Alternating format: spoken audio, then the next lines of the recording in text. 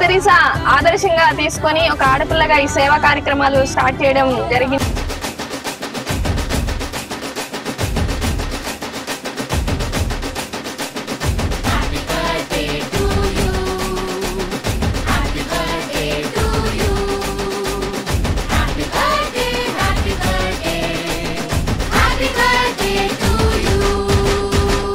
అలాగే ఈ ఫౌండేషన్ ని పెట్టడానికి కారణం తల్లి లేని పిల్లలకి హెల్ప్ చేయాలని, అమ్మాయినా అబ్బాయినా ఎవరైనా కానీ అందరికి హెల్ప్ చేయాలనే ధ్యేయంతో నేను ఈ ఫౌండేషన్ పెట్టడం జరిగింది.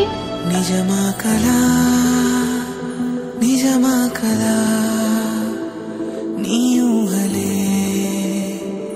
వాలాయిలాగా సాగేదెలా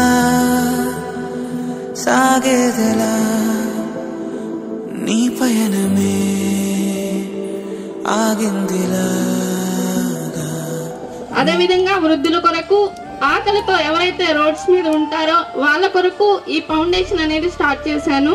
నువ్వు పంచిన నవ్వులు, పూచిన పువ్వులు, వంచనలిచ్చిన వేగా, వెలిగించిన వెలుగులు తొలగిన వేళే ముంచేస్తాయిగా.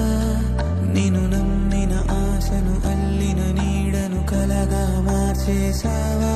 మరి ఎప్పుడైనా నేను ప్రశ్నించావా? గెలిచావు ఓడావు నువ్వే, ఎదిగావు మునిగావు నువ్వే, బ్రతికావు చితికావు నీ కథలో, ఎగిసావు ముగిసావు నువ్వే, కురిసావు వెలిసావు నువ్వే, సాగావు అలిసావు పర్వంలో ప్రయాణంలో. కానీ ఇలా ఫౌండేషన్ పెట్టి ఎంత మందికి మేడం గారు అసలు ఎంత గ్రేట్ అర్థం కావట్లా, చెప్పలేకపోతున్నాం. ఇలాగా సేవలో చేయడం కూడా చాలా కష్టం ఉంది. మదర్ తెరీసా పవర్ ఆఫ్ మమ్మాజీ అనే పేరుతో స్టార్ట్ చేసి ఈరోజు చెమ్మలమూడి గ్రామంలో నేను ఎందుకు పెట్టాలనుకున్నానంటే, నేను పడిన స్ట్రగుల్స్ అలాగే బాధలు ఎన్నో ఉన్నాయి. పెద్దవాళ్ళు చెప్పినట్లే రామారావు తాత చెప్పి ఉన్నారు. మదర్ తెరీసా పవర్ ఆఫ్ మమ్మాజీ అనే ఫౌండేషన్ అనాథ పిల్లల కొరకు నేను స్టార్ట్ చేశాను.